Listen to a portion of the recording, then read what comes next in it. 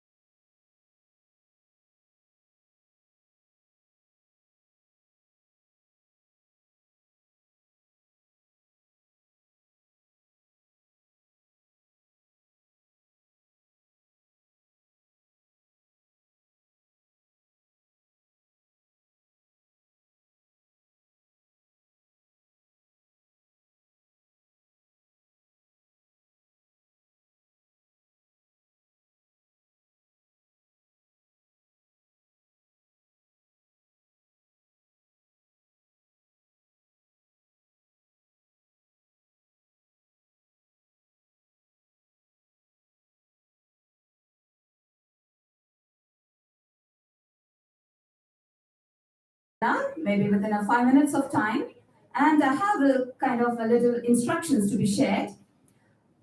I'm aware that all of us have mobile phones with us, and it is also essential. But this is an academic forum, and a seminar of importance is to be started. And I request all the participants, everybody, to either silence your mobile phones or switch off your mobile phones. Point number 1. I request all of you to maintain silence throughout the session. And one more request I would like to keep. While the Vice Chancellor is entering into the room, other guests, I request all the participants to rise from your seats and pay respect to him. Thank you for your patience listening.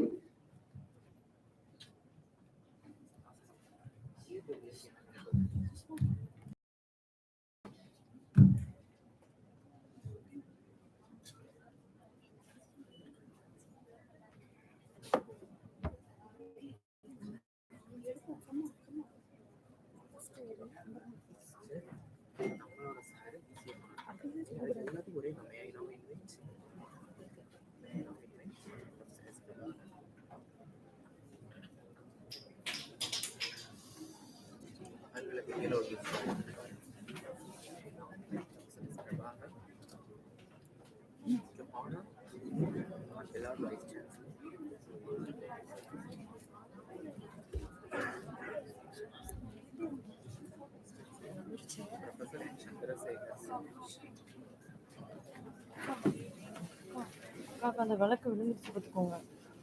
நம்ம எல்லாரையும் அவங்க சொல்லக்கூடாது.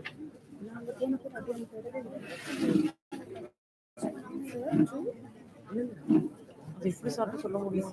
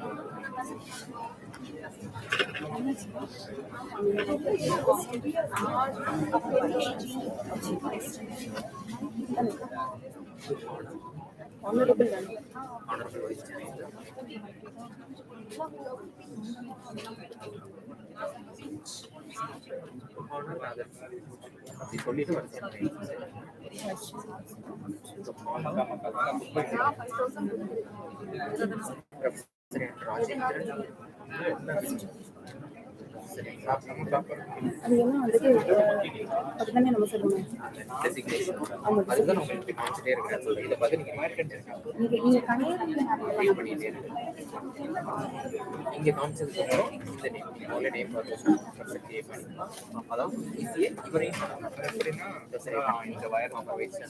நீங்க அது ஒரு photo எடுப்பாங்க. ஒரு இதுக்குள்ள வேற இந்த பேர் பிரகாஷ்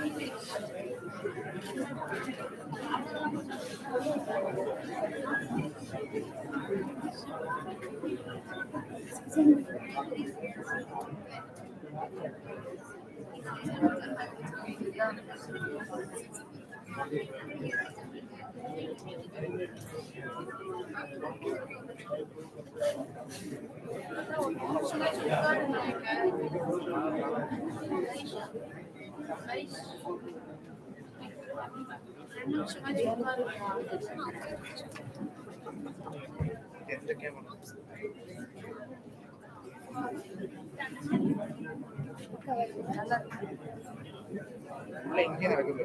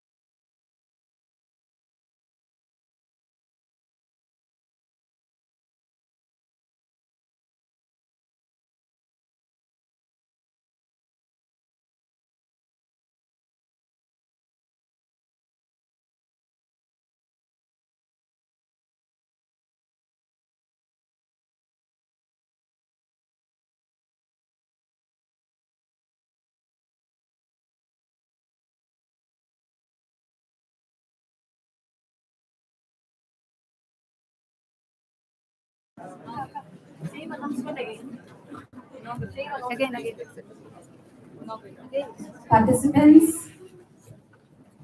please settle down.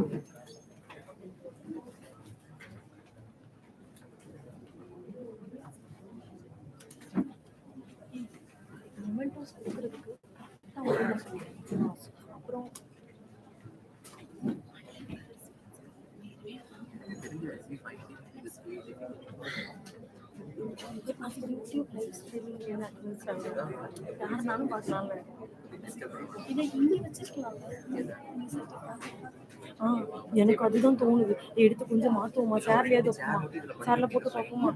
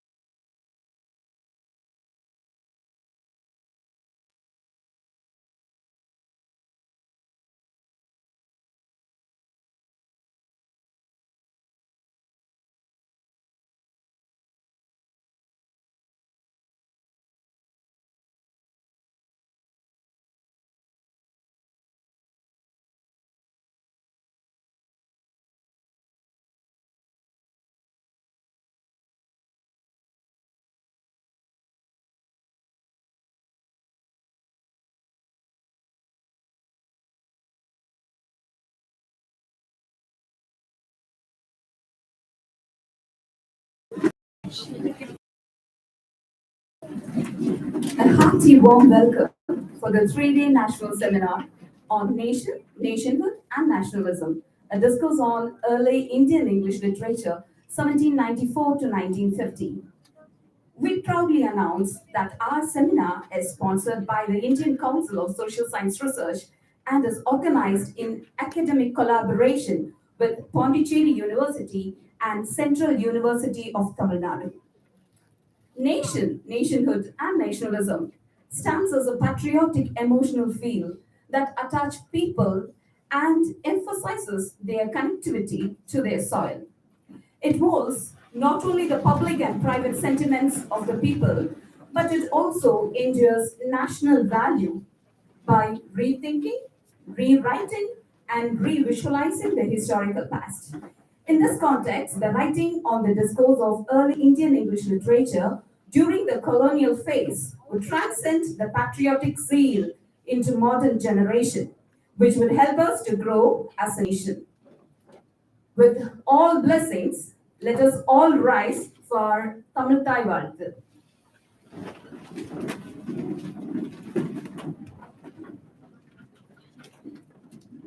நீராறும் கடலுருத்த நிலமடந்தி கிழிலொடுகும் சீராரும் வதனமென திகழ் பரதர் கண்டமிது தெக்கணமும் மது சிறந்த திராவிடனர் திருநாடும் தக்க சிற திரை நுதலும் தரித்தனரும் திலகமுமே அத்திலக வாசனை போல் அனைத்துலகும் இன்பமுற எத்திசையும் புகழ் மணக்க இருந்த பெரும் தமிழனங்கே தமிழனங்கே உன் சீரிழமை திறவியந்த செயல் மறந்து வாழ்த்துதுமே வாழ்த்துதுமே வாழ்த்துதுமே.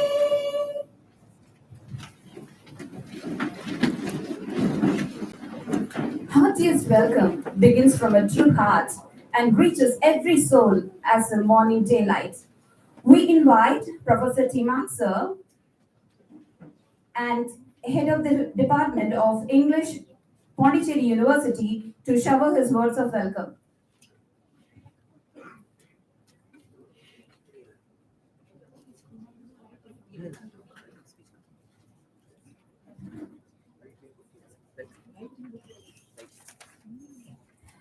Darkness is expelled only in the presence of light. We will have our traditional auspicious lamp lighting ceremony. May I kindly invite our most honorable Vice Chancellor, Professor N. Chandrasekhar Sir, and our other chief guest, along with our convener, Dr. S. Prabhakar Sir, of the seminar, to light the lamp.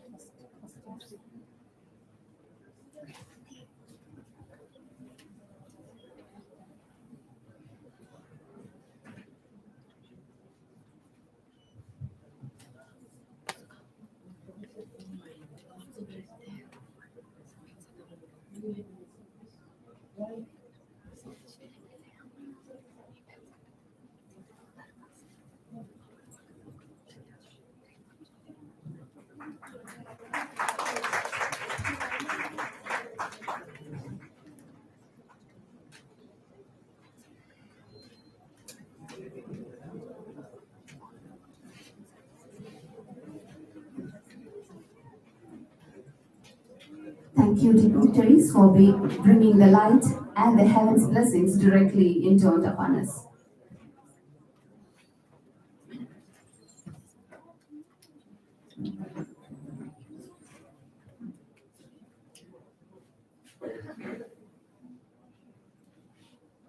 My warm greetings to all of you. Good morning, everybody. It's with immense pleasure and warmth I'm standing before you to welcome you to this 3-day national seminar on nationhood and nationalism, a discourse on early Indian English literature. There is a famous saying in Shakespeare. Caliban says, "You taught me language. My profit on it is I know how to perceive."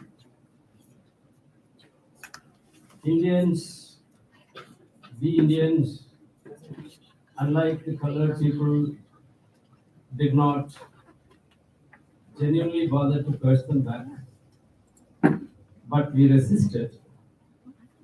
We opposed the British colonial imperialist designs and tendencies to a larger extent.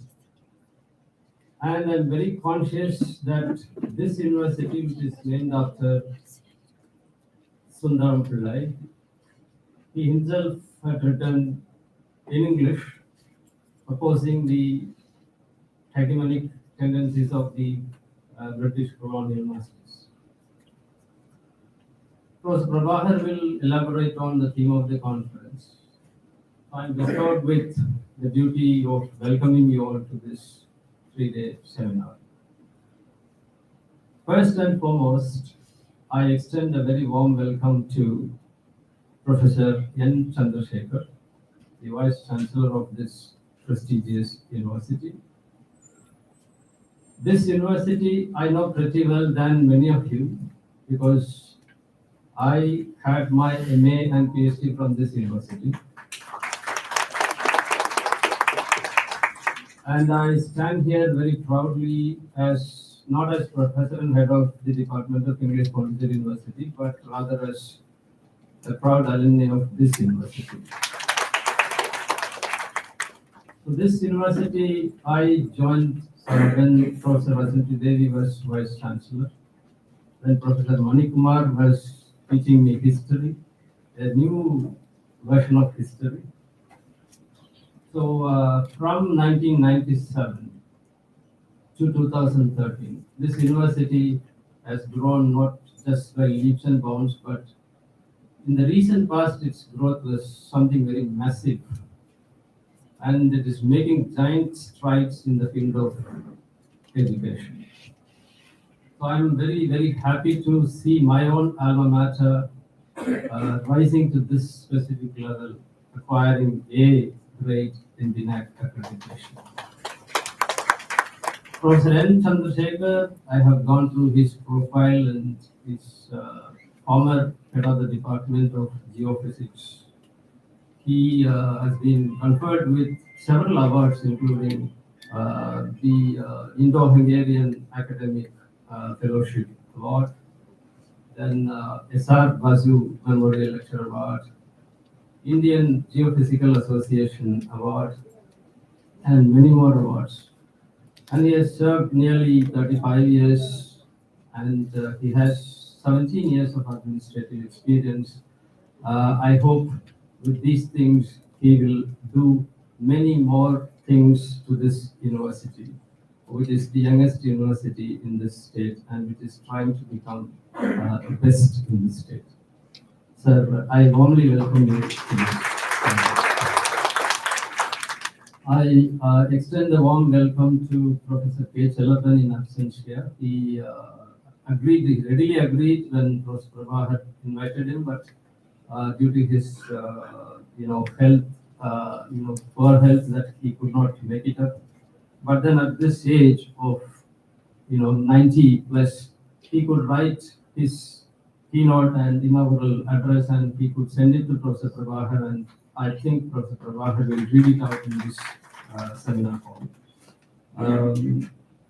Next, I would like to extend a very warm welcome to Professor Rajendra, former Vice Chancellor, Alagappa University, Karaikodi, Tamil Nadu. I know Professor Rajendra not as Vice Chancellor of Alagappa University, rather more as a historian, a very renowned historian, and a founding member of the Department of History, Bharatidasan University, and he has served the university as the founding member of the Center for Social Exclusion and Inclusive Policy as well. So, a very warm welcome to you, Professor.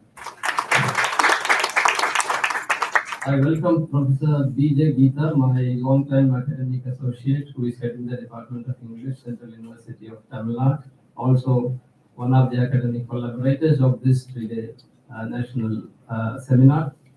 I extend a very warm welcome to my teacher.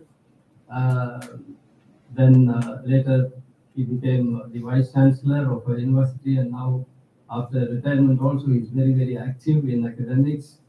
A very renowned historian, one who taught me the revisionist version of history. Today we all are into new historicism thanks to Professor Mani Kumar. So I welcome you, sir, on behalf of all the organizing departments. I extend a very warm welcome to Professor Prakash Chandra Pradhan, my longtime friend in UPSC New Delhi, Professor, Department of English, Banaras in the university. Sir, I welcome you. I welcome my closest friends in the universities of Tamil Nadu, Professor Nagaraj, Head Department of English, Bharatiya University, Professor K. Ramchandran, Head Department of English, Tiruvallur University, Professor Vishnu Charan Dash from the Assam Central University, Professor P. Kannan, our friend and a senior English faculty, Head Department of English, Akka Mahadevi University, Karnataka, and Professor Bhaskaran will join us shortly. I also welcome our special friend from Mumbai, Rajesh Karantal. I welcome the members of the faculty of Department of English of this university, Dr. Vedamudan and others. And I also welcome the controller of examinations of this university and our friend, Professor Socrates, Professor Sendamare Kannan, who taught me for some time and who has been mentoring me for some time. Yes, I saw him here somewhere, and Professor Madhav Samusundaram, Professor Selvaraj, Professor Vasiki from the Department of English. And I warmly welcome all the delegates, faculty members, scholars and student friends from this department and from various other institutions. I wish you all a very pleasant stay, and I strongly believe and assure you very, very meaningful deliberations these 3 days. I wish you good luck. Thank you so much. I welcome you all. Thank you, sir, for bringing out a very meaningful, hearty welcome. Thank you. Ideas come to action when great minds determine to create a change.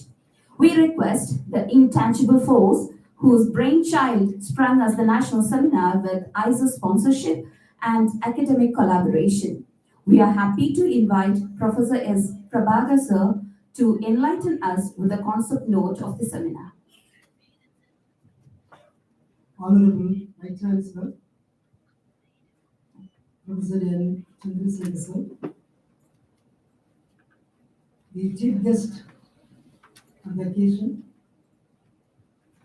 Professor N. Rajendran sir, former Vice Chancellor of Pondicherry University. As Dr. Marx has rightly said, I know him more as a historian at Bharatidasan University. My mentor, my well-wisher, Professor Manikumar sir, the former professor and head Department of History, Avalmaliyam Sundarnath University, learned resource persons from various universities, professors, colleagues, research scholars, and my fellow co-conveners of this 3-day national seminar, Professor T. Marx and Dr. B.J. Geeta, and my dear student friends. Good morning to one and all.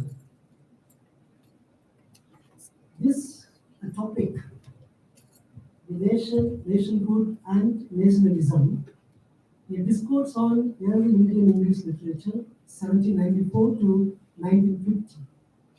When we conceived an idea to host a seminar on this topic, we published the brochure. We approached ICSSR. We published the brochure. The moment the brochure was released, many got wonderstruck.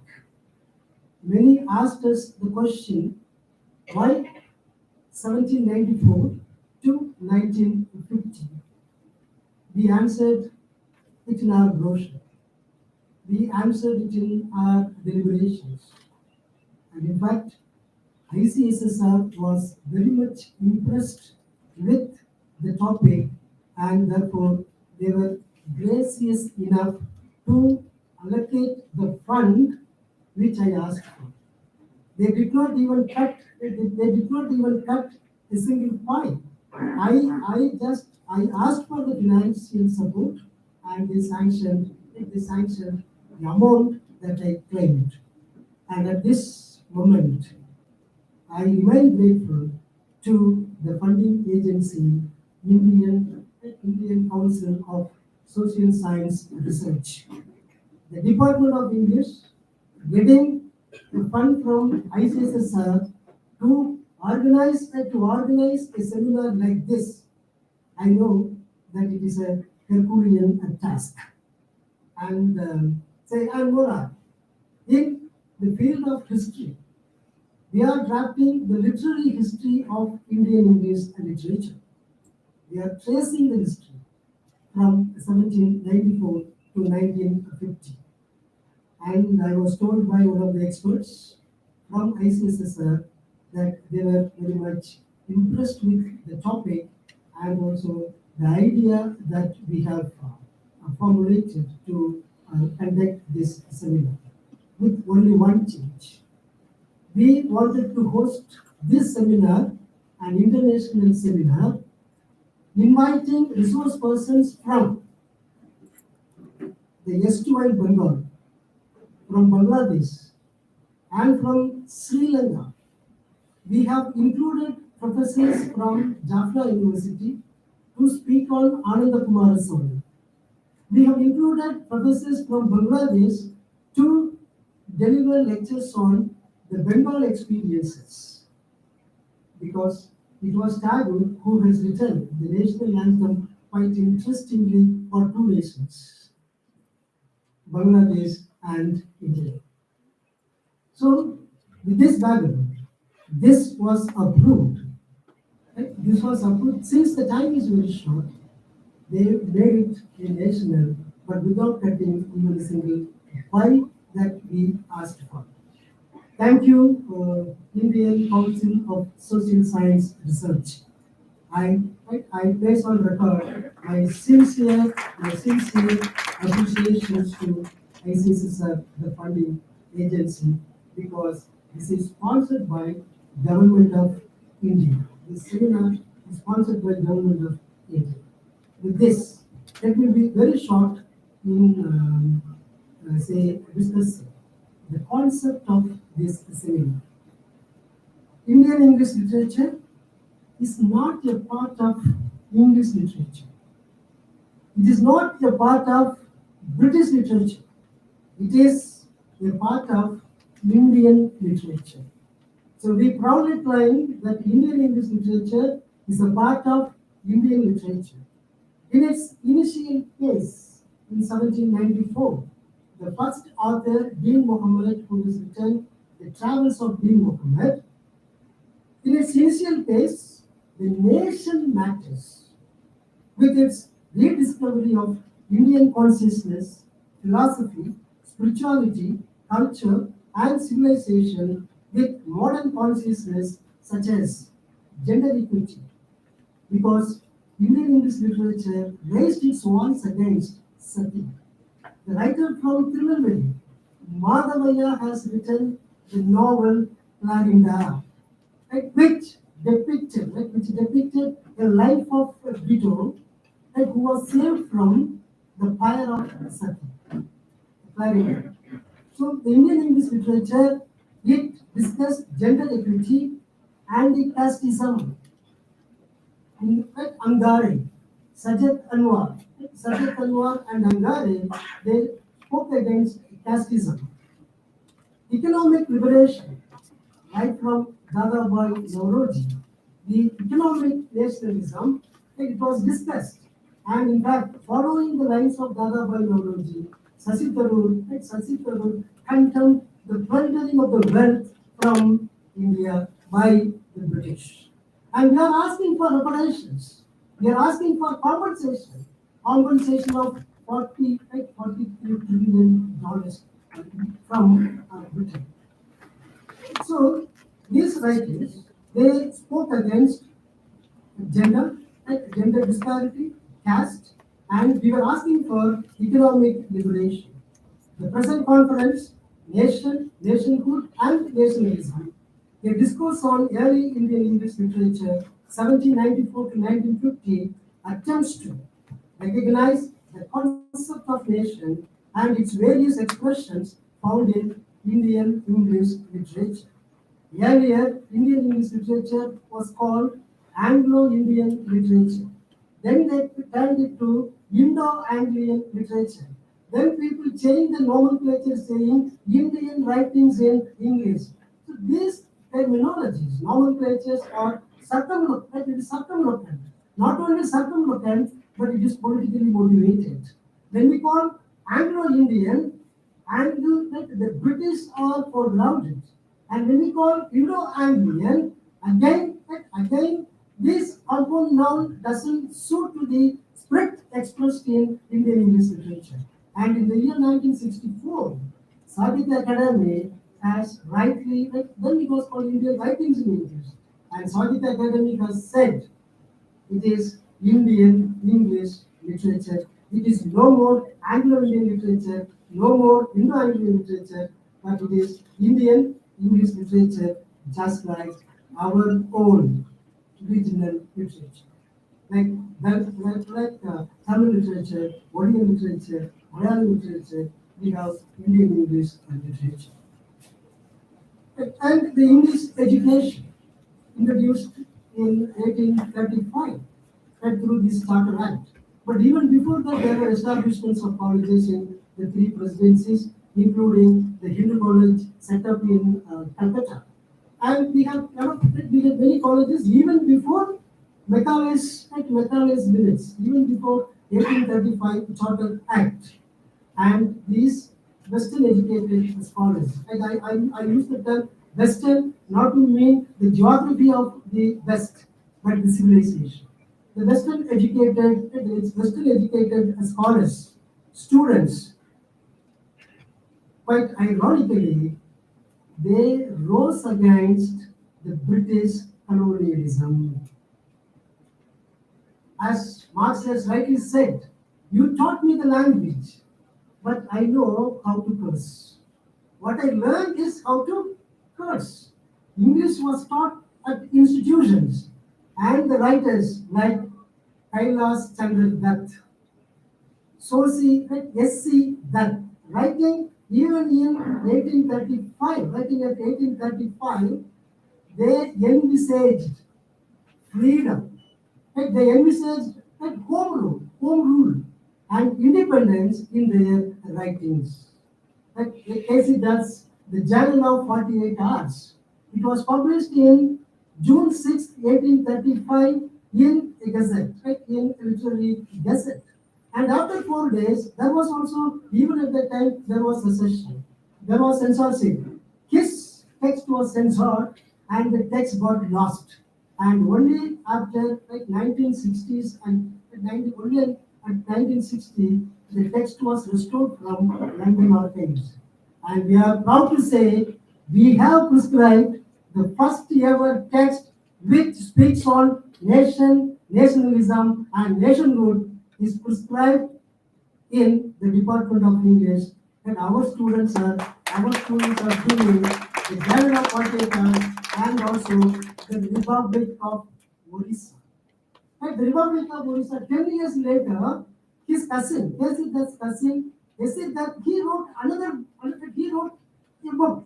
He called it the Republic of Orissa, and he called it Hindustan.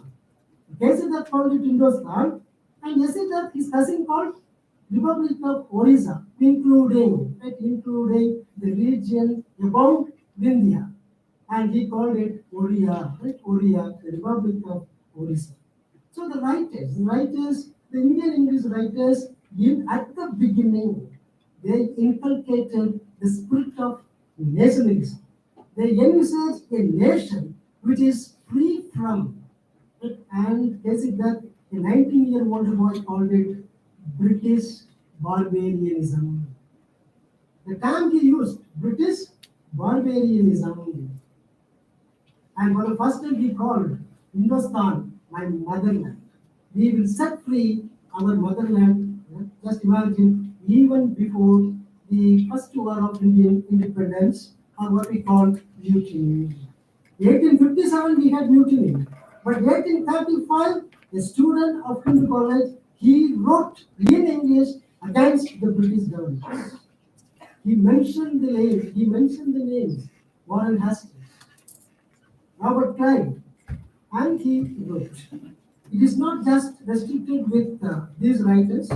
We have writers like C.V. Boraya, 1776 to 1803, and Darachand Chakraborty up to 1855, Harachandra Ghosh, 1868, Rasi Krishna Malik, 1858, Radhan Sikadar, 1870, Ramdanu Lahiri, 1898, and Pierre Chand, 1870, Ram Gopal Ghosh, 1868, Kailas Chandra Dutt, up to 1859, Dakshin Mukherjee, 1887, Michael Madhusudan Dutt, 1873, Sosi Chandra Dutt, 1885, Bankim Chandra Chatterjee, 1894, and these all belong to the Young Bengal movement, and they contributed a lot to the formation of nation and nationhood and nationalism in their writings. So nationalism, nationhood was the essence of Indian English literature. And I have mentioned the names. And these writers, they wrote in English about India against the British colonialism. There was a passionate speech by the protagonist, in the journal of the year 1945. A student predicted India's independence, and he said that India will get independence in the year 1945. When he wrote it in 1835. And 110 years afterwards, he envisaged the freedom for India.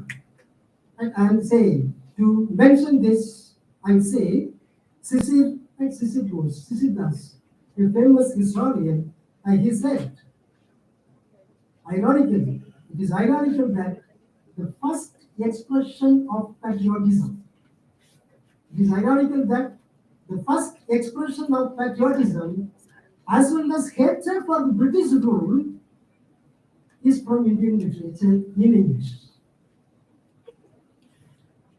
It is ironical that the first expression of patriotism, as well as the hatred against the British rule, is in Indian literature, is first recorded in the English language.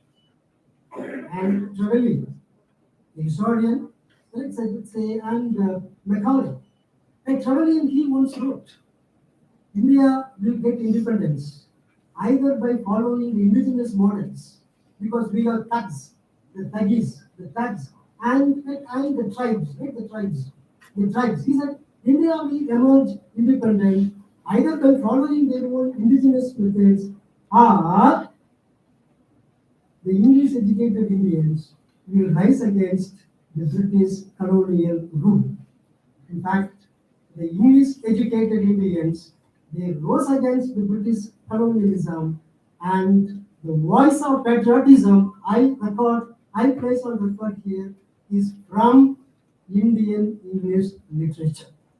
This seminar on nationhood and nationalism, I believe, will throw more light on the origin and development of Indian English literature and the text and the context of nationhood and nationalism. Thank you very much. I once again place on record my sincere gratitude to our Vice Chancellor. I must say it here because it has a message. I received the communication from ICSSR only on 4th of this month. Just a mail. I took the mail to our Vice Chancellor and I showed him. He said, congratulations.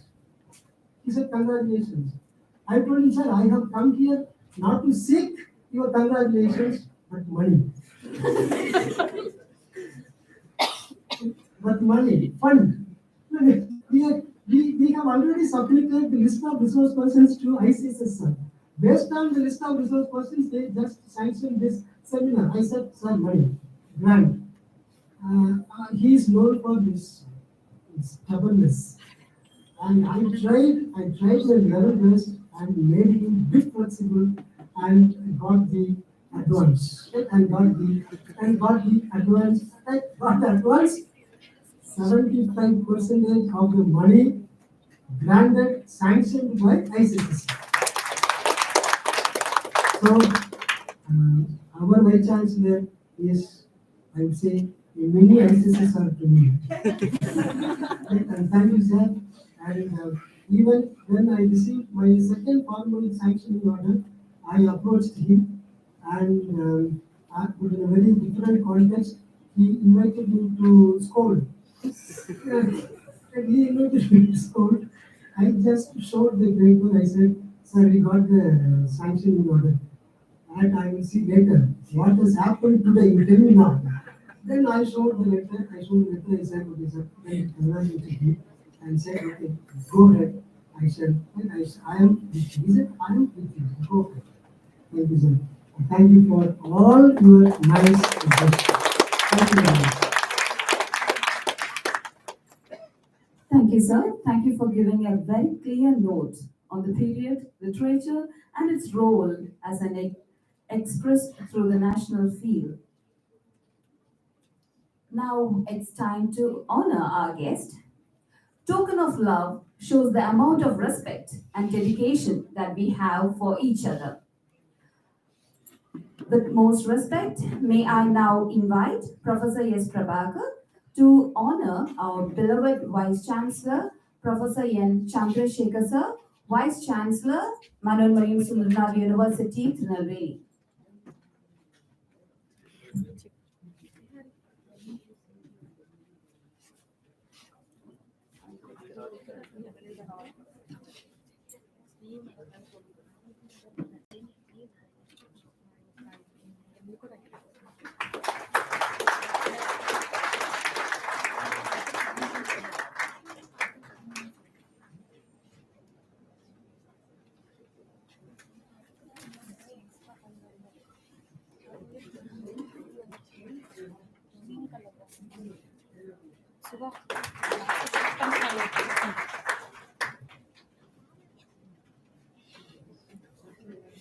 Now, may I request our Honorable Vice Chancellor, Professor N. Chandrasekharan Sir, to honor Professor N. Rajendran Sir, former Vice Chancellor of Alagappa University, Karaikuri.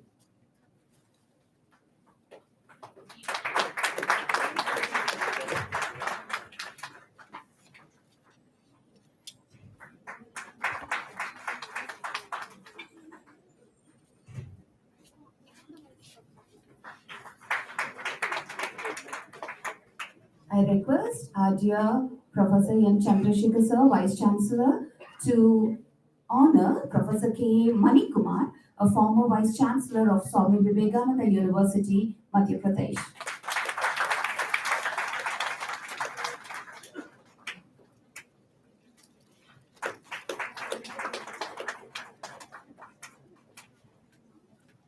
I request our Vice Chancellor, Sir, to honor Professor Prakash Chandra Pradhan, Professor, Department of English, Banaras Hindu University, Varanasi, Uttar Pradesh.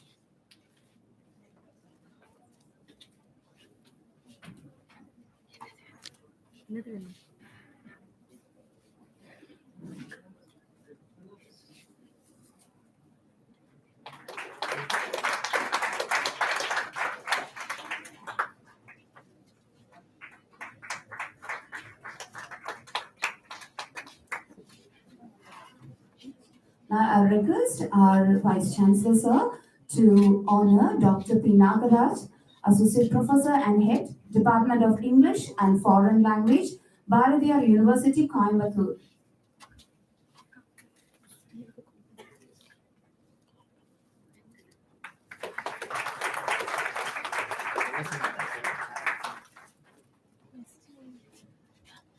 I request our Vice Chancellor, Sir, to honor Professor K. Ravichandra, Professor and Head, Department of English, Tiruvallur University, Tamil Nadu.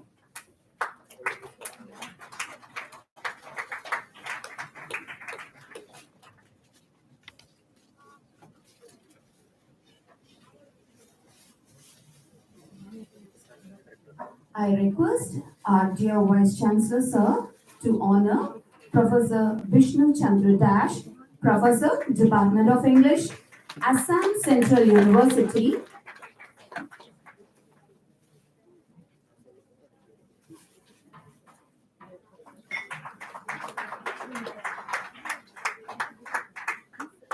I request our Vice Chancellor, Sir, to honor Professor P. Kannan, Professor and Chairman, Department of PG Studies and Research in English, Karnataka State Akkama Devi Women's University, Vijayapura, Karnataka.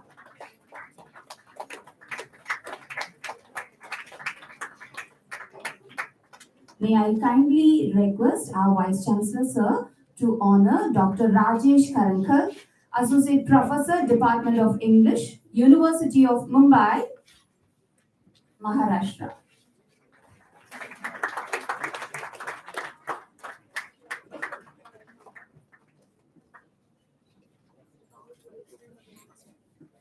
It's our honor to honor our collaborating institution. I request our Vice Chancellor, Sir, to honor Professor T. Marks, Professor and Head, Department of English, Pondicherry University.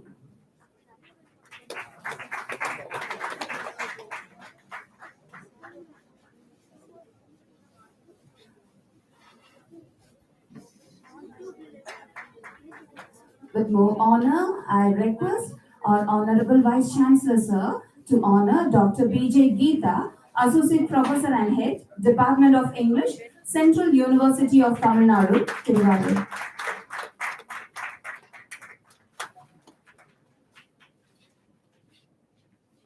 Finally, with more requests, I request our Vice Chancellor, sir, to honor the convener of the seminar, Professor S. Prabhakar, sir, Dean, Faculty of Indian and Other Languages, Professor and Head, Department of English.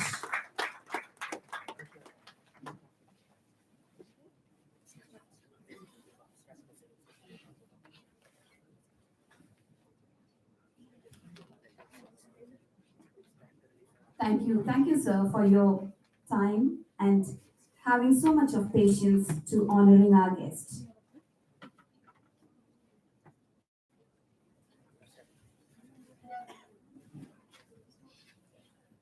A research paper that is not published perishes.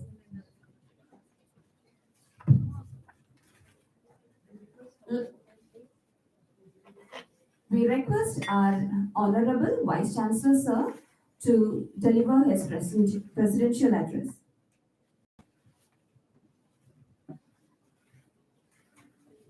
The respected chief guest on the dais, Professor Rajendran, the former Vice Chancellor of Allahabad University, Karaikuri, the convener of the seminar, Professor S. Prabhakar, Dean and Faculty of Indian and Other Languages, and Professor and Head, Department of English, Nationhood University.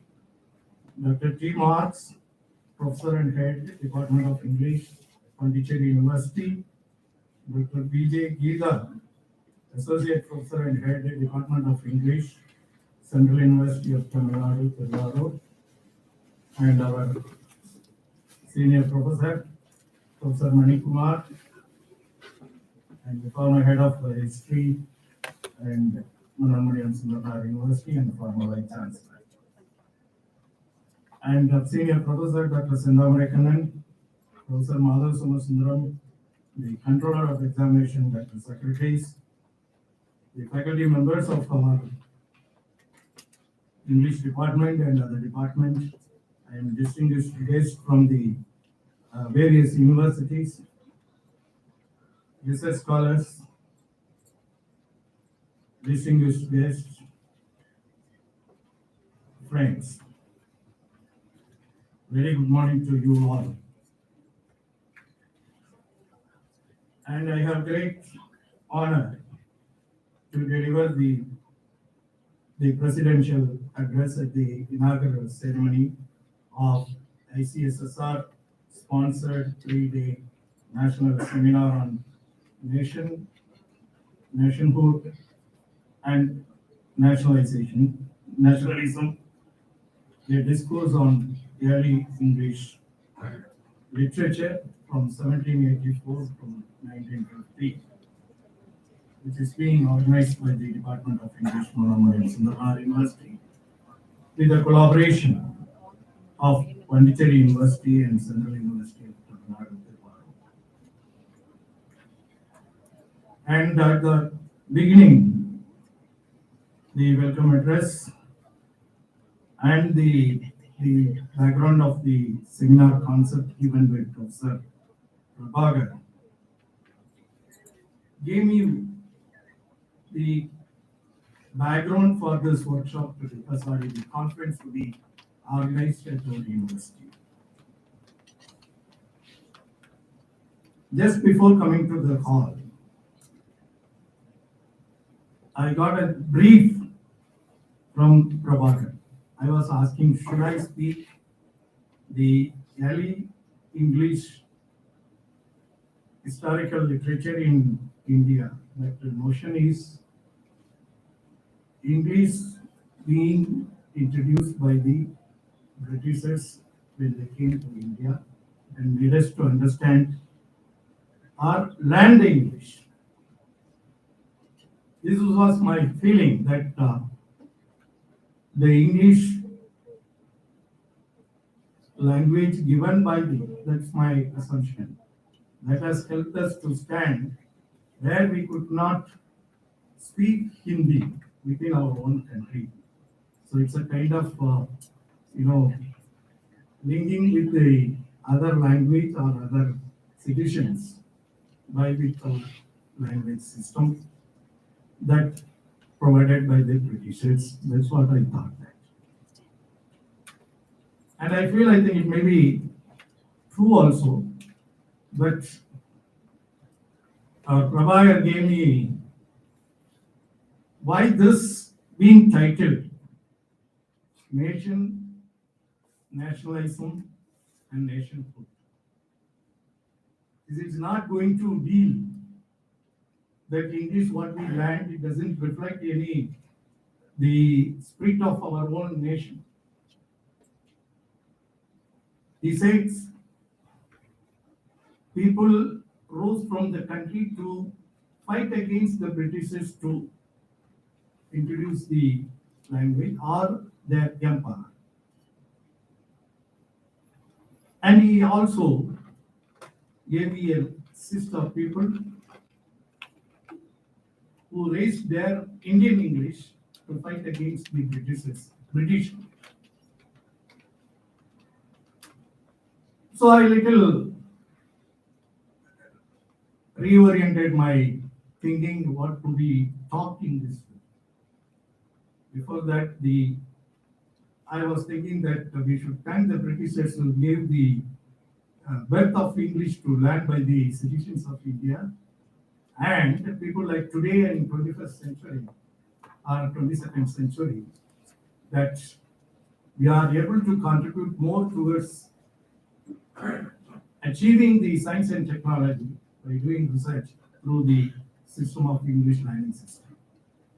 That is the strong belief that I have, that fortunately we could have that the system of English in our country. Wherever we go, we are exempted. That Indians have background of English language, so we don't need to go another system like TOEFL and GATE, though they insist. Even when we write that, the native speaker to correct our own science paper, which doesn't arise much very frequently when we submit a paper to the international standard from the India, which I have not raised anything that your paper has to be corrected by native speakers. Now it has order of the day that frequently people refer that the paper has to be written by native speakers.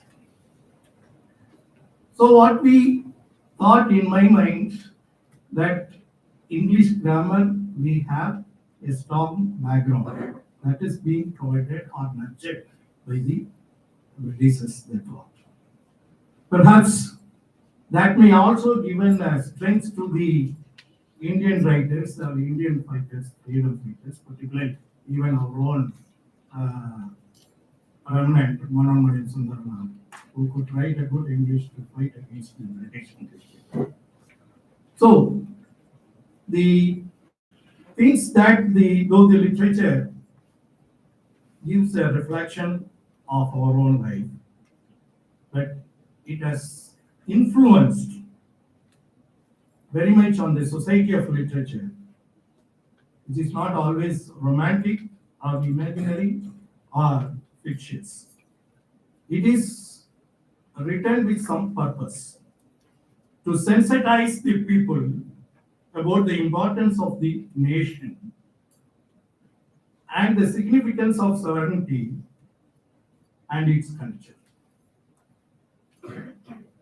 It also problematizes the social evil found in our society and suggested remedial measures by creating imaginary characters with real life scenario or the situations. Our national poet Subramania Bharati speaks in his essay blending the imagination and defined imagination as a vision of higher and noble life. He adds that the ideology of imagination is not for the idler and the dreaming parasite, but only for vigorous and cheerful workers. This proves that imagination and dreams come true only for socially committed people. The nationalism is a patriotic feeling that unites people across the nation. It doesn't bother about the caste, creed, color, gender, religion, or even the class of people. It stands with the motto of unity is strength. Our motherhood covers an area of 32,87,263 square kilometers. This measurement can mark only our country's geographical location, which extends from the snow-covered glacial cover from Himalaya to the plain of Kanyakumari. So, the spirit of nationalism could be understood through how it adopts all the states together despite the various differences it holds in the name of social, political, economic, and cultural differences. A feeling of love or pride of our country, considering in higher than anything as a constructive phenomenon, as mentioned as nationalism. The spirit of Indian nationalism in the South could be seen in the writings of Subramania Bharati, V.O. Chidambaram Pillai, K.S. Venkatramani, and Mahadevaya, as he said in the beginning. Our own Manoranjan Sundarnath University has contributed to the inculcation of nationalists favoring among the natives. All these writers stood against the band of subjugations and pursued a constant drive for freedom. The current generation enjoys a peaceful and luxurious life, which gives them no room to think about the pain suffered by the people under the colonial rule. So, literature of this particular period reflects not only the pain, sufferings, and bloodsheds of almost all Indians who suffered to obtain self-sustainable freedom, but also the national folklore, symbols, heroes, sports, music, and religious ideas. By reading this literature, anybody can understand the people's history as a document, but as a sentimental bond that would connect us with the nation emotionally and rationally. So nationalism is the need of power as the modern civilization. Freedom in the present day digital technology, entertainment, modern comforts, and security, with all we enjoy today, have made us conveniently forget the sufferings undertaken by our own people in the past. So this kind of seminars and conference, definitely it will substantiate and sustain the nationhood and nationalism, which could be brought here among the faculty, among the research scholars, and among the students, understanding the national feelings to connect the human emotions with the motherland. And I wish to congratulate the Department of English for choosing the relevant topics of nationhood, nationalism, which has been well substantiated by Professor Prabhakar on getting the grant to be approved by the ICSSR. So no doubt it reflects more in the context of globalization and liberalization, including privatization. So I appreciate the efforts of the spirit of the nationalism that pushed by Professor Prabhakar to choose the specific period. I was the impression that whether he will choose from 1500 to 1947, starting from the three phases of English literature and its impact into the culture.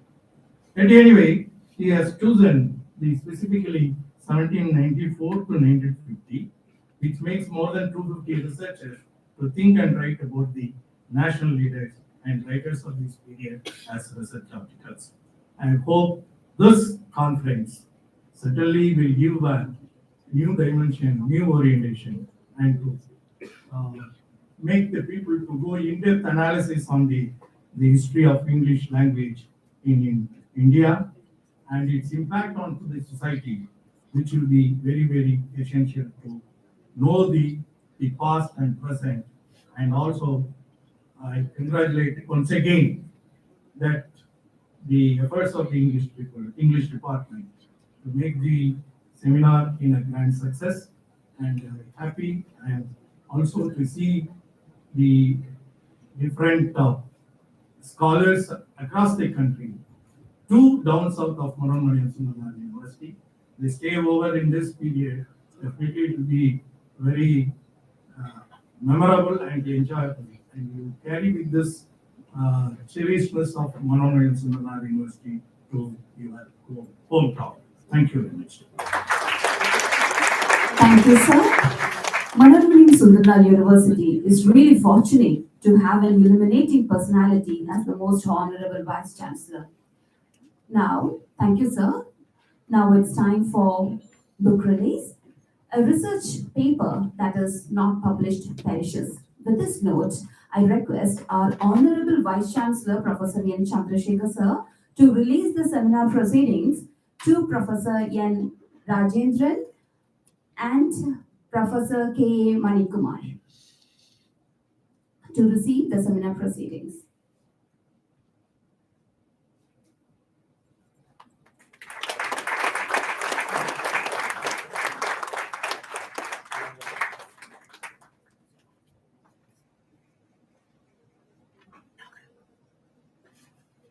Thank you, sir. The morning twilight heralds the beginning of a new day and a perfect inaugural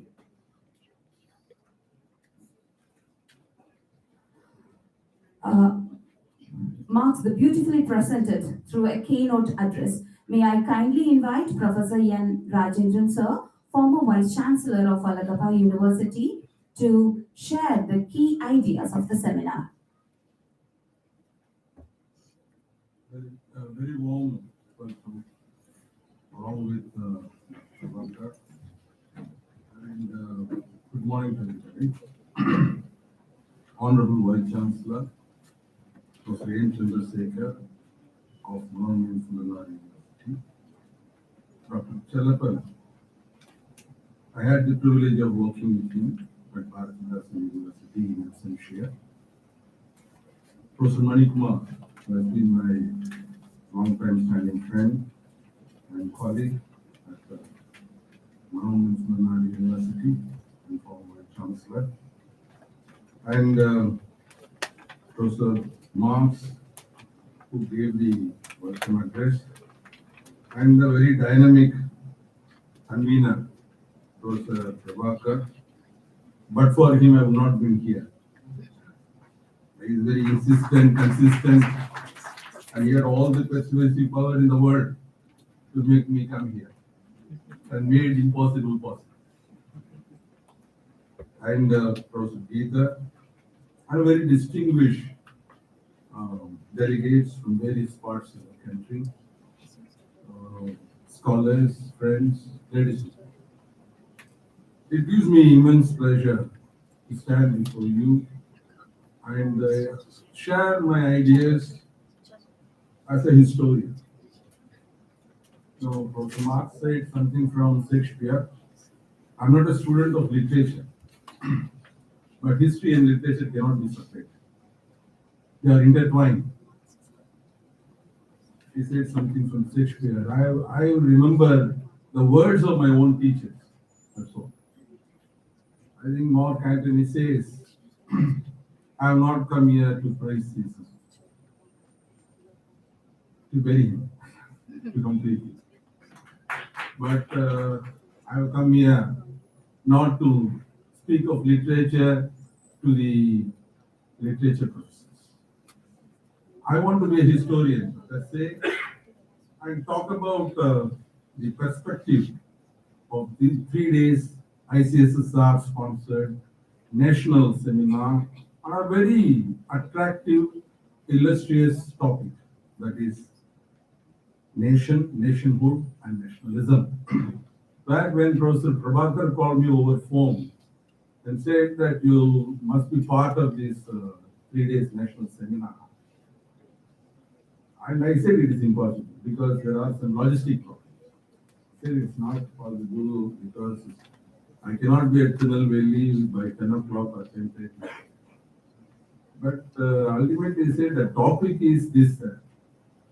Then I said, give me some half an hour or 1 hour. I said, let me ponder over and then we find out the ways and means of reaching Tirunelveli.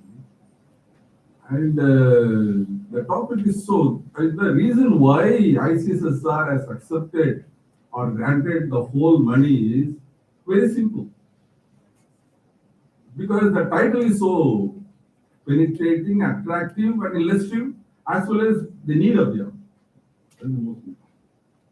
And secondly, you are looking from the point of literature about the ideas of nation, nationalism, nation. That is because I think Ramit Guha, the founder, editor of Subaltern Studies, talks about, in one perspective, statism. Statism is that we write, I think Professor Manikumar would agree with me because he's also from modern history, that all our writings are from the archives.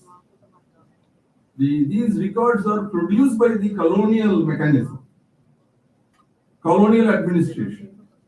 So whatever you write, ultimately you carry a perspective of the colonial administration. It is inbuilt into the system.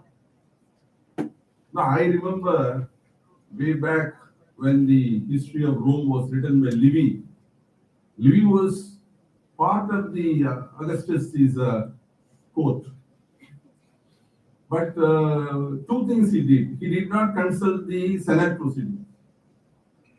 And he did not publish the book while Augustus Caesar was alive. Both are dangerous. That is because if you start consulting the Senate proceedings, you are entering to the realm of statism. And if you are going to publish it while Augustus is alive, history is one subject, it has dual effects. It was the China's first emperor. It doesn't come to mind immediately. He said that all the history books, that was around 3rd century BC, from Qing dynasty, he said all the history books in the public libraries of China must be burned down. This history, is not an innocuous subject. It is always appropriated and then used. How it is used, that is the most important. Sometimes when it is used, we call this as it is misused. More often it is misused than used. And that is the reason why it is dangerous. And in order to get away from the ideas of the fallacy of statism, I would say, the only way is to go to sources other than the, say, state-produced records. I think literature is one such source, and Dr. Prabhakar and his team, as perhaps Marx also joined this group, so he is a collaborator, and they have hit upon a wonderful thing. We historians, we always, please do not look into this discourse. I'm not going to take much time when I say discourse. Please don't be bothered about it. I'll cut short immediately after 15 or 20 minutes given to me. No, there is always a tendency to say that the student is asked to write about a cow or a tree. That is what we call coconut tree. But he was writing about the cow all along. And then he said ultimately the cow is tied to the coconut tree. That syndrome I do not want to get into. I will be a historian, and it is historian's perspective that I'm going to share about nationhood, as well as nationalism. We normally use two terms. One is freedom struggle and the national movement, sometimes overlapping, But freedom movement is a broad canvas where you bring in all anti-colonial struggles right from the beginning. and including national movement, because as it has been well pointed out, English literature and English education has made us to understand the ideas of the concept of nation and the necessity of nationalism. So, right from 1885 onwards, we have this concept of nation and nationalism given birth. It was Dadabhai Naoroji who said India is a nation in the making. He said it in 1905. And he was also talking about Swaraj at the same time.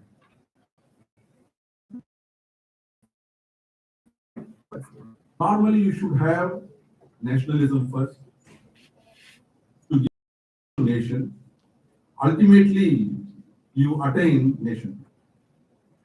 The classic examples from the Eurocentric perspective are you have German unification, where Napoleon brought 333 states into 33 states, and also Zollverein, that is customs union, aided the unification of Germany. Of course, it was more done by blood, the policy of blood and iron, than policy of consent, as stated by Bismarck.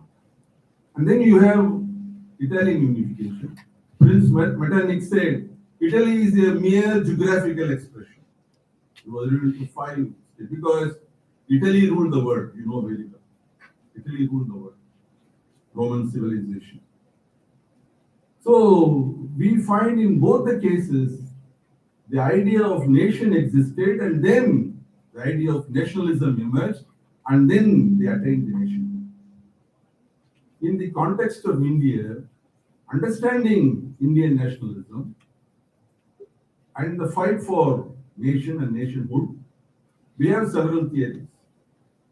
We have the imperialist theory, and then we have the nationalist theory, we have Marxist theory, we have Cambridge historians contributing their own perspective, and ultimately they support this.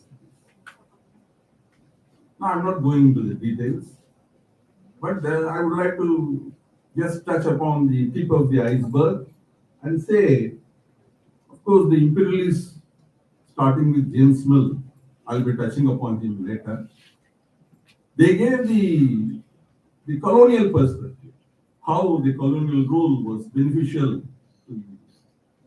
Of course, the nationalists countered is like you have Tarachan, R.C. Majumdar, and others. Of course, Marxists, they said it is the economic, principally the East India Company was a trading organization. India was taken over by a trading organization.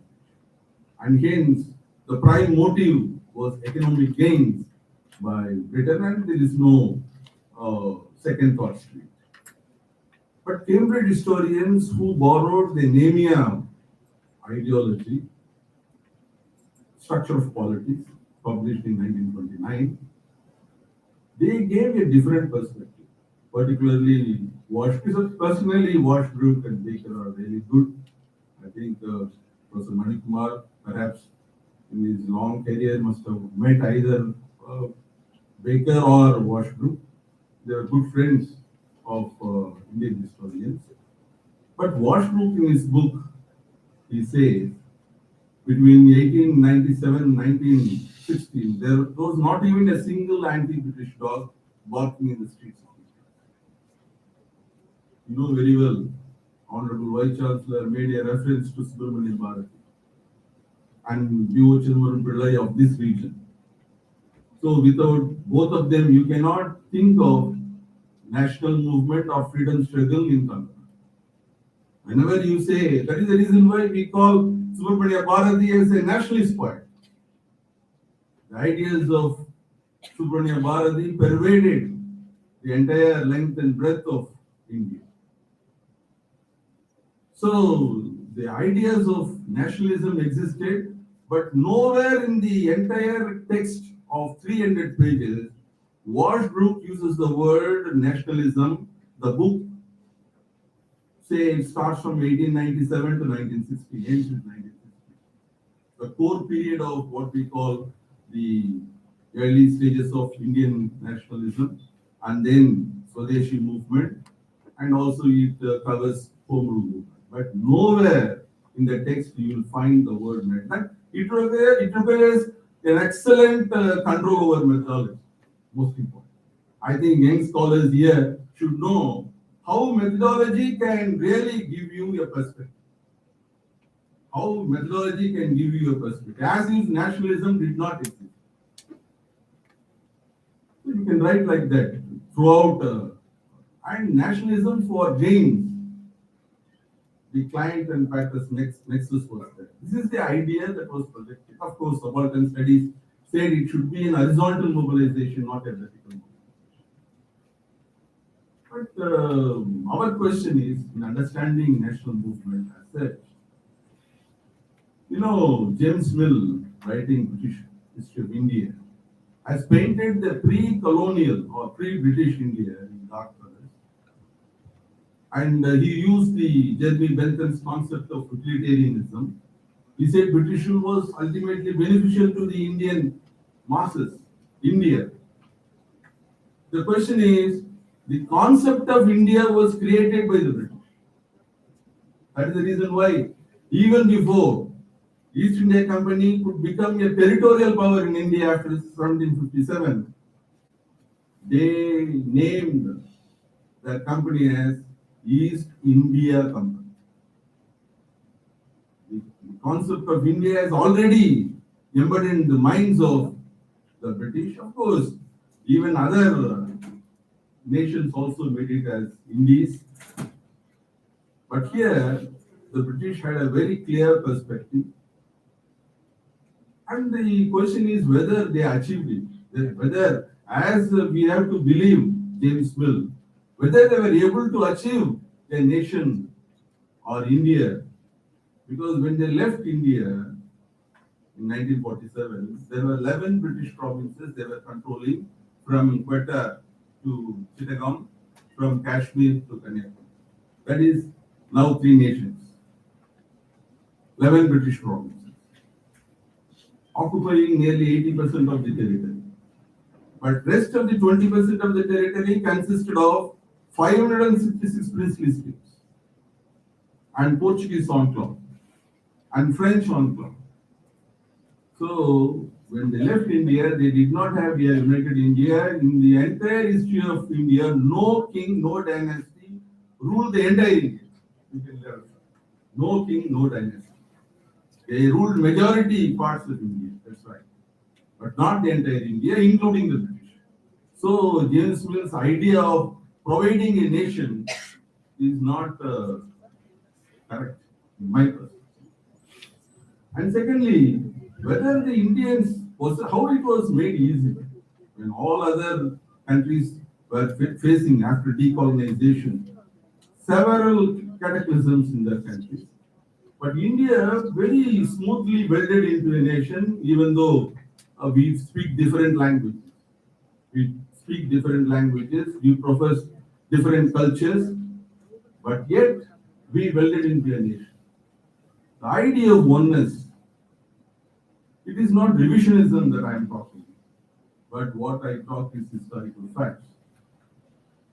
So the south was visible to the north. South was visible to the north. You have Ashokan inscriptions. The 13th rock edict of Ashoka at Shabashgiri, which is now in Pakistan, talks about Chera Chora Pandya. They don't say Chera, but say Kerala. And you have references in Mahabharata. And the Hathigunfa inscription of 1st century AD talks about Chera Chora Pandyas of 118 years old. The most important thing is we do not have communication in those days as we do have now. But yet, the visibility of South was there for the North. Why should they, first of all, document? If they don't have the pan-India identification, why should they document the southernmost tip of India, the rulers who are ruling southernmost people? And similarly, in Sangam literature, you have Agananuru songs. If I remember correctly, it is 165, song number 165, 75. You have, yeah, Agam songs are mostly, say, very personal songs. A young lady who was married recently was talking to her friend. She was saying that my husband has gone on a trade mission to Patliputra. What has prevented him from reaching my place? Whether it is the gold of the Nandas immersed in Ganges. I'm talking about the Sangam literature, the core of Sangam. How is it possible for this is spoken from the mouth of a common lady? That's the most important.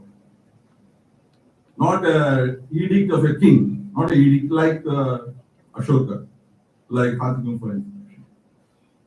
So which means even common people knew the existence of the polity at Patliputra and of course the resources they come. And you have the literature, for example, Ramayana. Why should during the Chola period, Kamban should give you a Tamil version of Ramayana? After all, you give you different versions. But yet, why? What made him to write? You say it is made that the epicenter is Ayodhya. Then why should it be written here in Tamil? Again, the point is that whatever James Mill or imperialist historians have given the Eurocentric epistemology is to be taken with a pinch of salt, and of course, all the references that you are going to make here during these next 3 days is going to vindicate this position. At the same time, there is another perspective that English education gave us, made us understand nationalism. So while trying to understand English education, there are two important things we must remember. One is English education must be understood that one half was given by missionaries. The other half was controlled by the government. So there is a distinction between the missionary education and the English education given by the government. The distinction is the missionary education gave a liberal education. I'll give you two instances.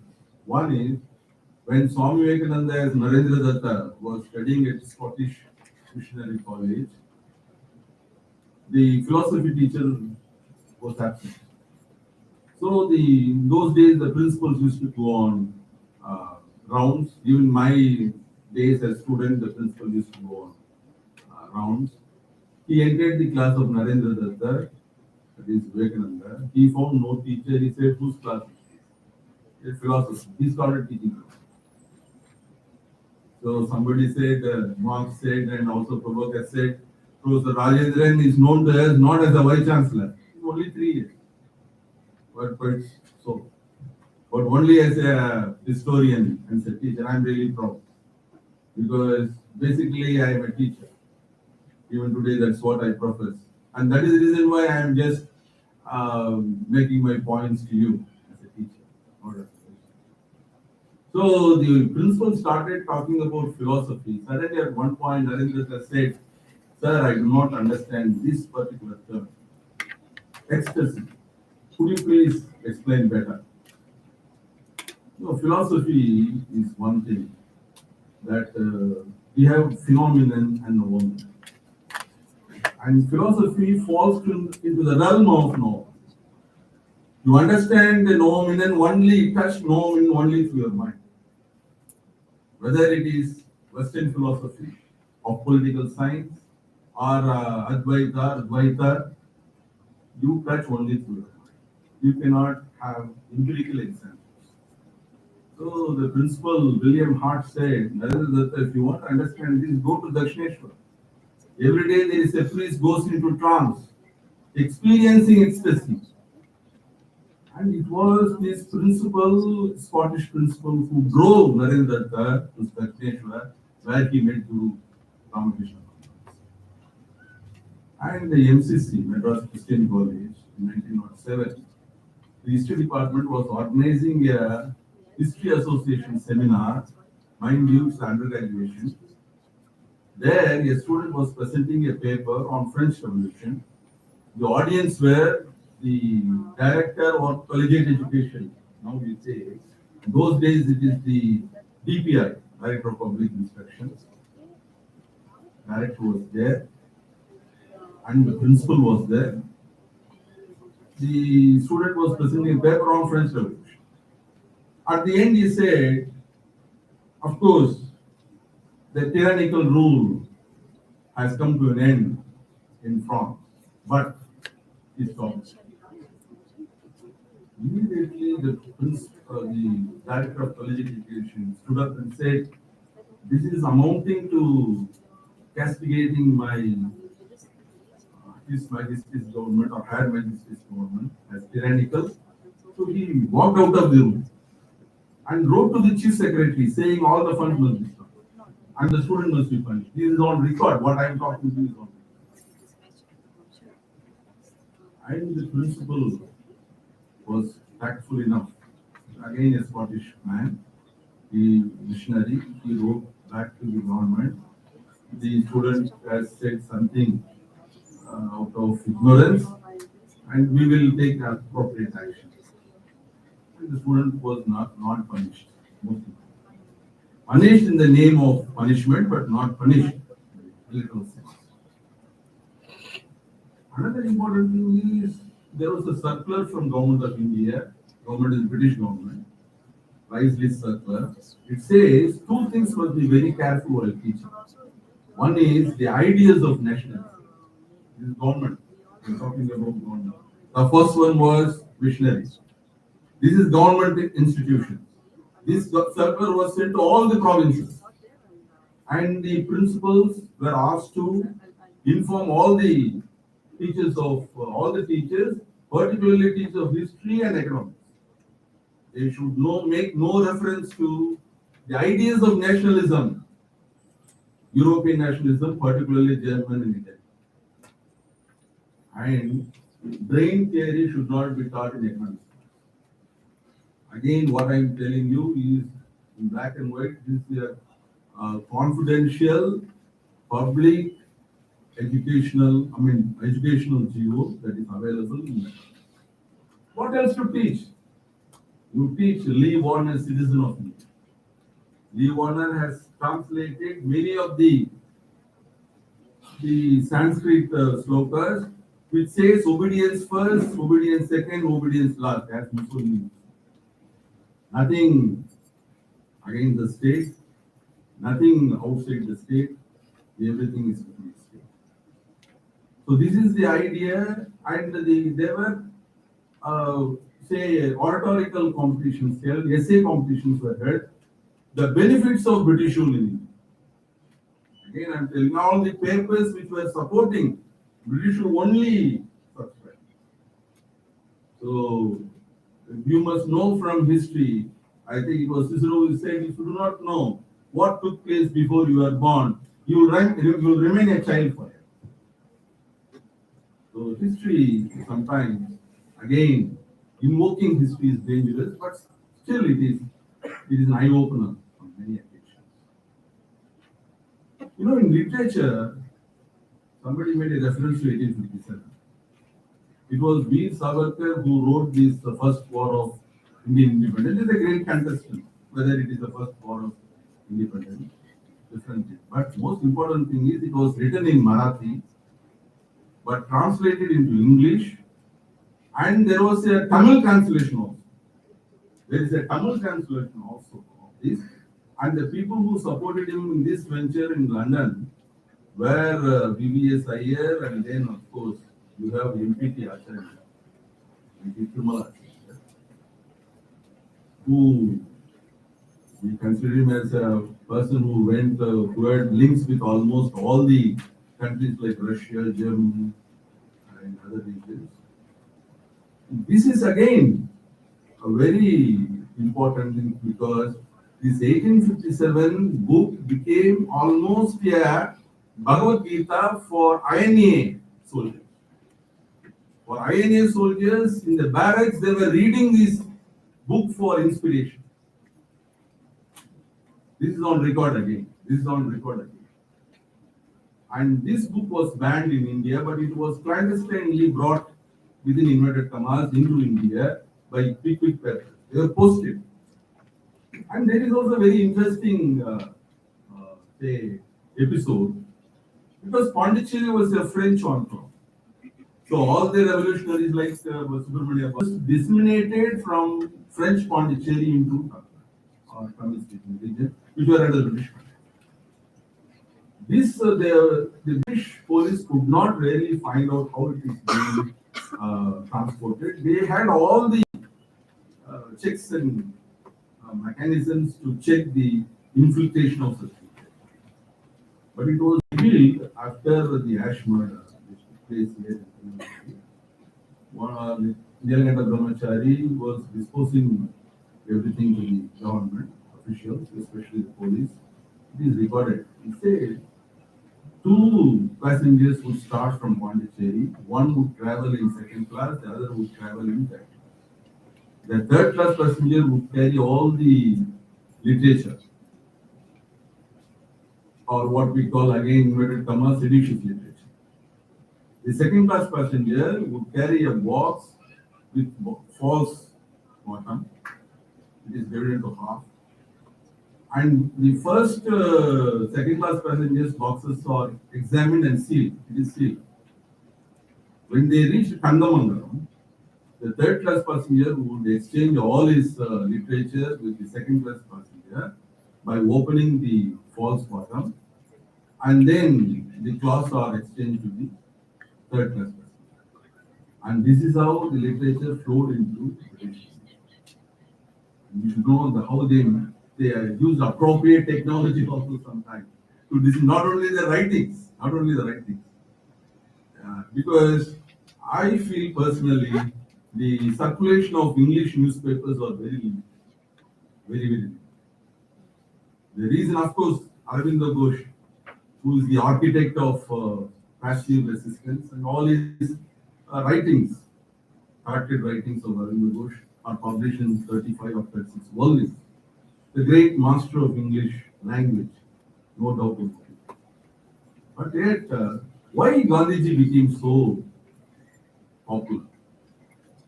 Apart from his own impact that he made in Hind Swaraj, but Gandhiji spoke the language of it. Gandhiji spoke the language. And Hind Swaraj, which was written in 1912, traveled from London to South Africa, which was banned first, and then, of course, in 1938, again it was published with Gandhiji's, say, preface is also there, a short preface is also there. There, the chapter 13 very clearly indicates the impact or the necessity of non-violence attack. He was able to implement it.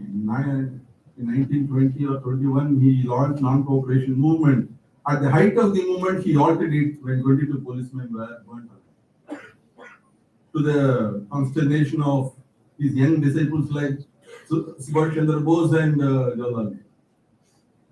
But later on in 1930, when the Salt Satyagraha was launched, this march from London, Sabarmati to London, he was arrested, all the leaders were arrested, and Webb Miller, who was covering for Washington Post, he writes, the volunteers in 3 in a row, when they crossed the barricade, immediately they were lathi charged.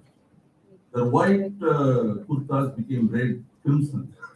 I was overcome by impotent rage. This is how Webb Miller records. But think of the difference between the 1922 struggle, non-cooperation movement, and 1930, Think of the person who was standing in the 10th row and what would happen if he crosses the barricade because he's already witnessing. People are being beaten and the heads are broken and immediately blood is oozing from the heads. But yet they submitted very meekly. And Gandhiji also said, non-violence is not cowardice. You need extreme courage for non-violence. I think this is again, he makes it very clear, apart from his own experiments with truth, his own autobiography. I think in Swaraj is a classic example of his own tenets and the methods of operation. I'm sure the next 3 days there are several discourses on the national movement from different parts of India. I think this would add up to the not only literature but also understanding the very nuances of nationalism, nationhood, and nation in this country. I am happy to inaugurate and also participate in the inaugural function. I would like to thank Honorable Vice Chancellor for his patient, not only patient hearing, he waited till I was able to reach Nationhood University. I would like to thank the Department of History and Prabhakar for his dogged determinism to bring me here. Thank you. Thank you, sir.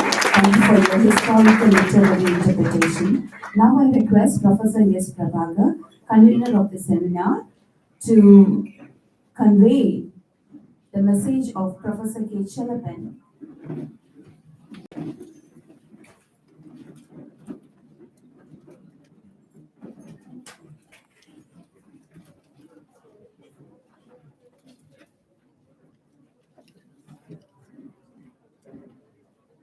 So whatever we do here at the Department of English, Nationhood University, we always seek the blessings of our teacher, Professor K. Chelapan. Without him, we have never conducted any conference or a seminar because Professor Rabindranathan, the former head of the Department of English, Professor R. Balachandran, the poet and the former president of the Tamil division at Sahitya Academy, and myself. We were the direct students of Professor Chelapan. And I would say this department was originally headed by Professor K. Chelapan. And it is an extension of Professor Casey's department.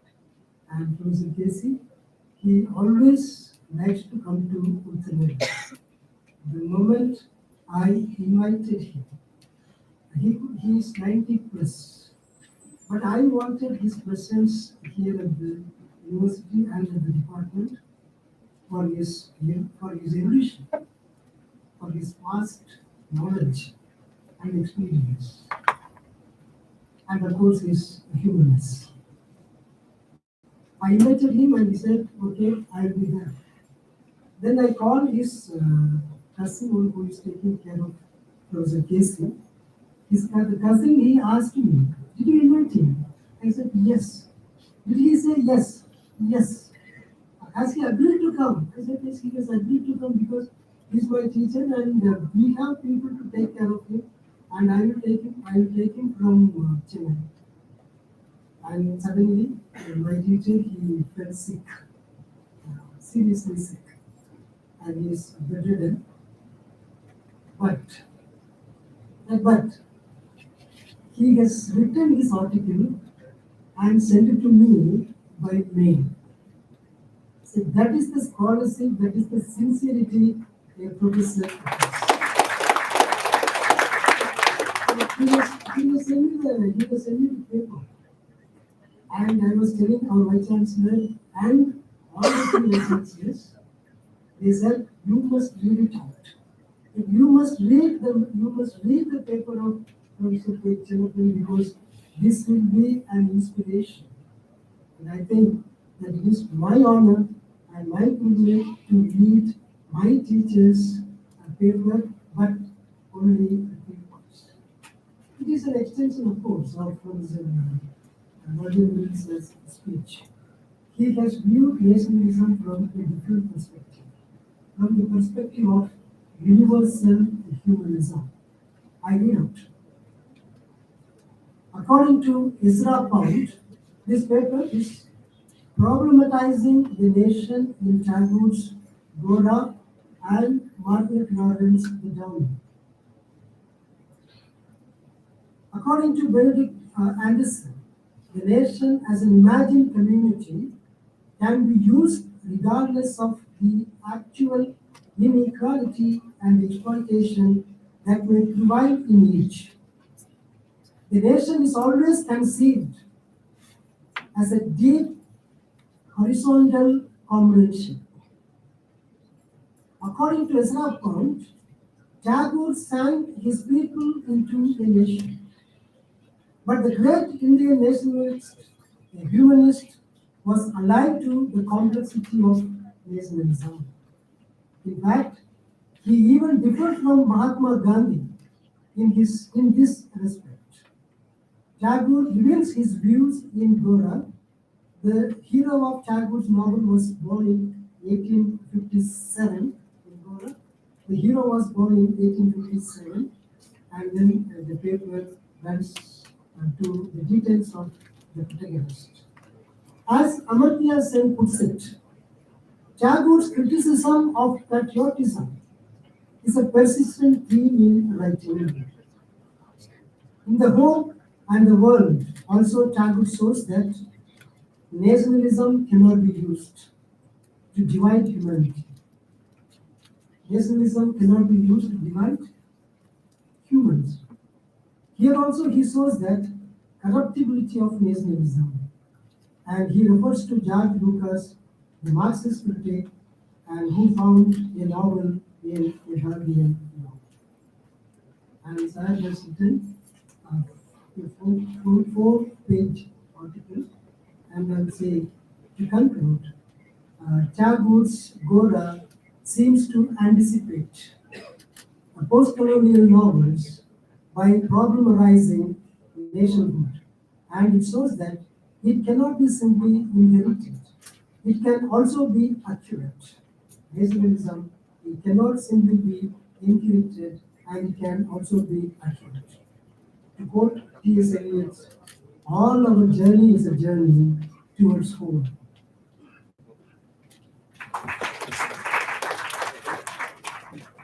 All our adulthood is only a search for a lost childhood.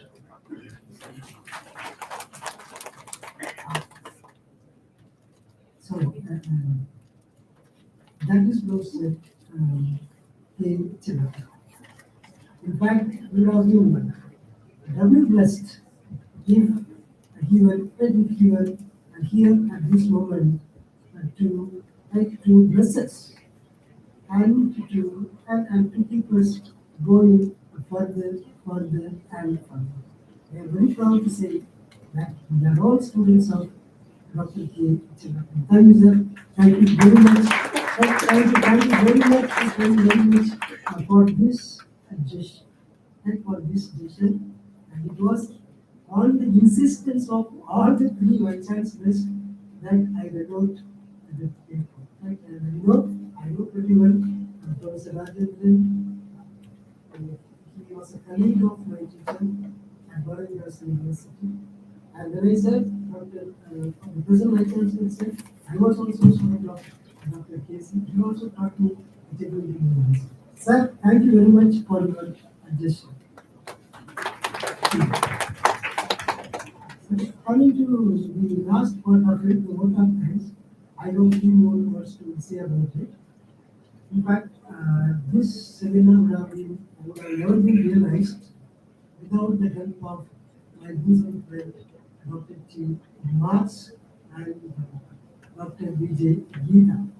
We have this conference is organized by the Department of English, Honorable Nationhood University, but it was considered Pondicherry.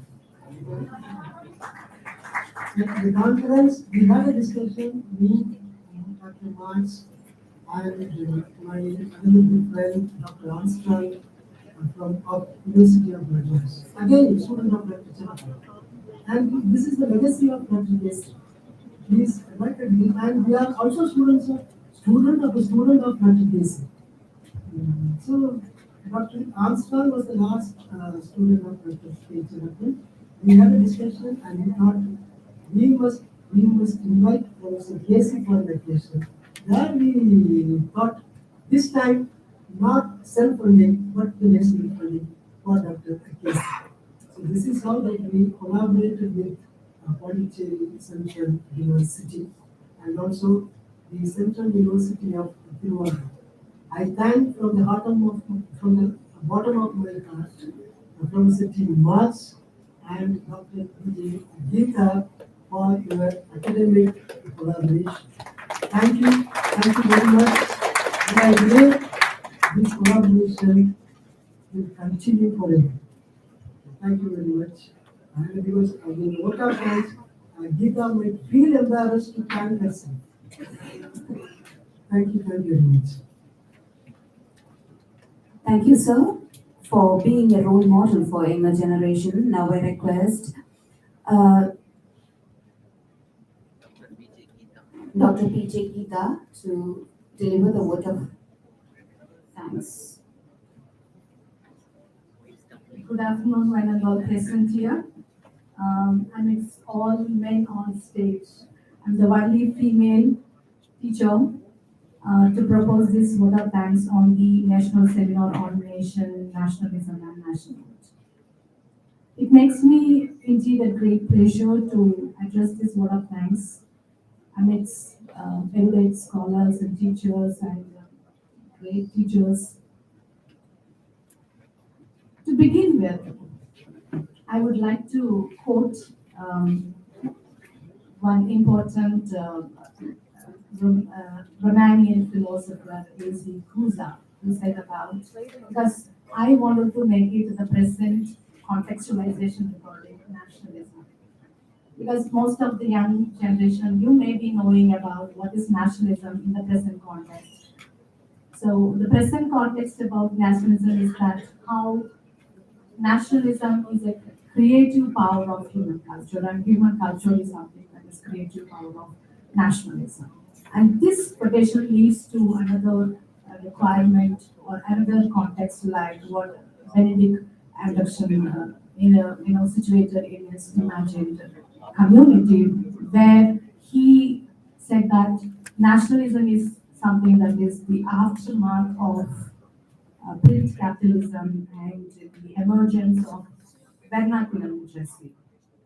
So based on these two quotes, I would like to assert here that nationalism as a concept, it is linked with the emergence of class consciousness and vernacular language consciousness too. So we come to a kind of an understanding because of this link and consciousness and the emergence of vernacular language consciousness, that how language becomes the base for constructing and reconstructing what is nation, nationalism, and nationhood. Also, the hidden agenda, or I would say that the propaganda of any literature, seems to be the construction and the reconstruction of this national identity. Literature per se, I would say again, constructs and deconstructs the boundaries by delineating with the literary narratives on or discourses on nationalism. For instance, I would say that partition literature, partition narratives where two countries, they wanted to evolve at their own boundaries, which has led to a lot of violence and destructions, which remains as a kind of a sore on the eyes, as well as an indelible, shame in the annals of history. So the kinds of discourses which addresses about the concepts like nationalism, as Bannon has correctly pointed out, they speak about the collective histories of nations, the collective memories of nations. I'm so privileged that this particular national seminar addresses about the key concept of nationalism and nationhood, a discourse, a discourse, a discourse from 1794 to 1950. So to propose my vote of thanks, first and foremost, I would like to place my wholehearted thanks to Professor Prabhakar for providing this opportunity to collaborate with him. In fact, I wouldn't be here, I would be there as a resource person because that is how he has invited me as a resource person to this national conference. And I made a request to him that because soon after I became the head of the department, I wanted to do something for my department. So I made a request that I would like to be the part of this national conference because we as Department of English, very young, growing department. And in fact, the Department of English was also very young department. So I just made this request to him that I would like to be part of this conference, and Professor Prabhakar has been very benevolent and big-hearted because I know that pretty well this is his brainchild. And I have stolen some part of it and claiming myself as the co-organizer of this national seminar without much contribution from me. So I have to acknowledge that it is everything from stage one to till now, it is his contribution. Just the name that Central University of Tamil Nadu is there. So for that, I would like to thank Professor Prabhakar on behalf of Professor Marx for giving this platform, because this is an unimaginable platform for young institution like us. This is a great space for us to grow and evolve ourselves. And on behalf of all the faculty members and Vice Chancellor and Registrar, I would like to place my wholehearted thanks to Vice Chancellor of Manoormaniam Sundaranagar University, the Registrar, as well as Prabhakar sir for accepting my request and making me as one of the co-organizers. Thank you so much, sir. So I would like to thank, in the same vein, the Vice Chancellor, Professor N. Chandrasekhar, for giving his wonderful inaugural address, and also giving the approval for conducting this national seminar. And I would like to place my encomium to Chandrasekharan sir for his being a great leader and taking this university on the forefront and becoming a great leader by all his efforts. And also I would like to thank the Registrar Annadurai and the Registrar of Pondicherry University, Rajnesh Udan, and the Registrar of CUTM, Sulochana Speaker.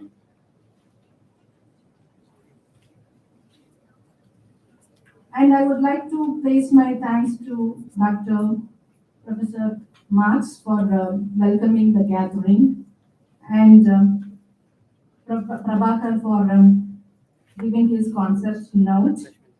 And I would also like to thank our Professor K.C. Chelapan. They say better than 1,000 days of diligent study, a day with a great professor like K.C. will be a quality learning. I don't think many of you would have seen K.C. Chelapan, sir. I have been blessed to speak with him and invite him to one of my conferences. It is such a feast to listen to Chelapan, sir, especially when he gives his speech on Shakespeare. It is a complete feast to listen to him. Such an erudite scholar.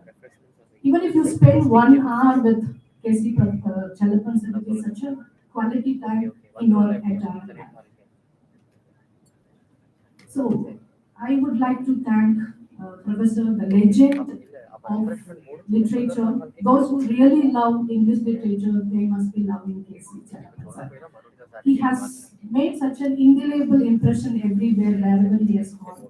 Whether you are a direct student of Chalapan or not, if you talk with him, you know how much impression he has created. Because I'm not a direct student of Chalapan, but he has blessed me in so much, in such a way that, and he has been a great inspiration to love literature. And his presence, I was very hoping that he will be here. It is such an unfortunate moment that I wanted to introduce Chalapan sir to some of our students who have come here from Central University of Kannada.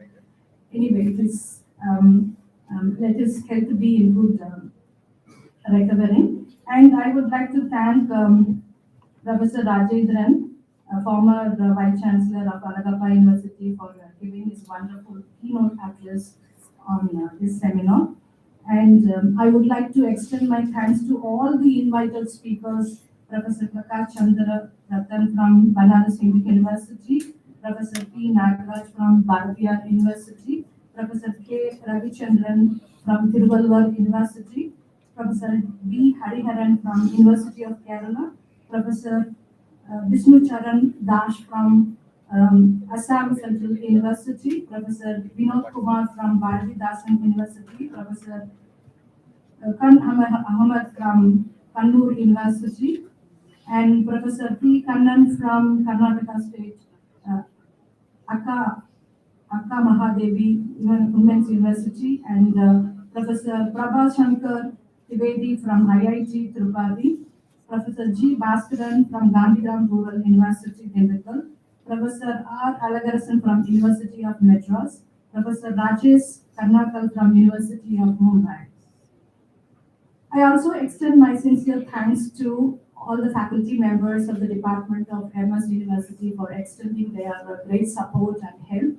So thank you so much for all the faculty members.